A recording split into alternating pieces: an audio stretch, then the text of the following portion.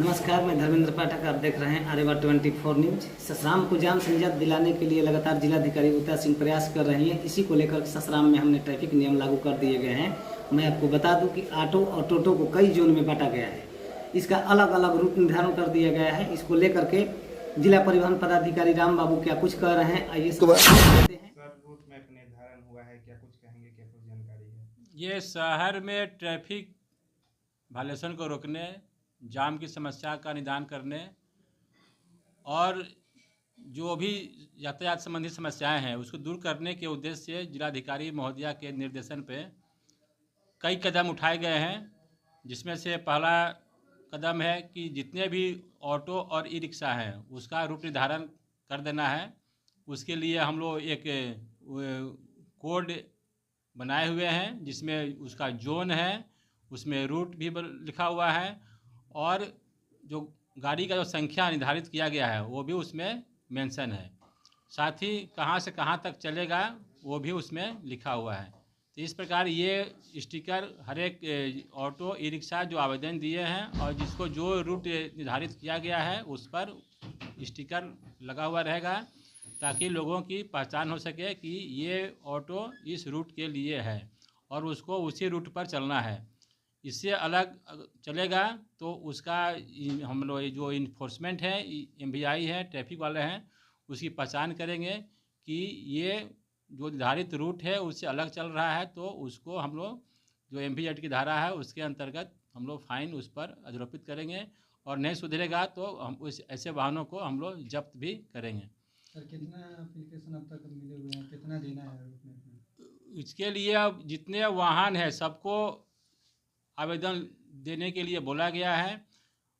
जिस रूट जो रूट निर्धारित है उसमें वाहनों की कितनी संख्या, कितनी कैपेसिटी है उसको हम लोग आकलन किए हुए हैं।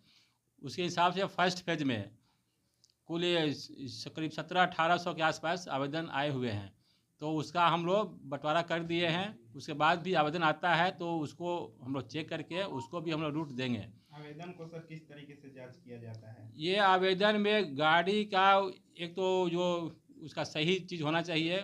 अगर गाड़ी चालक स्वयं मालिक है तो उसको प्रायोरिटी है, उसमें पोल्यूशन, फिटनेस वगैरह अगर सब कुछ सही है तो उसको प्रायोरिटी रहेगा। अब बाकी जिसका अधूरा रहेगा तो उसको बनवाने के लिए भी हम लोग उसको मोटिवेट किए हुए हैं और उसको भी रूट मिलेगा। लेकिन प्रायोरिटी जो है उसमें जिसका सब कुछ फिट है उसको हम लोग प्रायोरिटी दे करके उसको रूट हम लोग बनाएंगे। और रूट के लिए अलग अलग हम लोग कलर भी दिए हुए हैं। A zone, B zone, C zone सबके लिए अलग अलग कलर है। जैसे एक कलर आपका A जोन के लिए है, ये इसमें A लिखा हुआ है तो A जोन हो गया।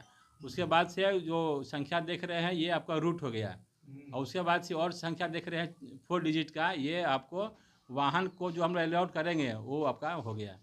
इस प्रकार से यही लिखा रहेगा उस स्टिकर पे और नीचे कहाँ से कहाँ चलेगी ये भी सुविधा के लिए हम लोग उस स्टिकर पे हम लोग लिख दिए हैं ताकि किसी को भी असुविधा नहीं हो।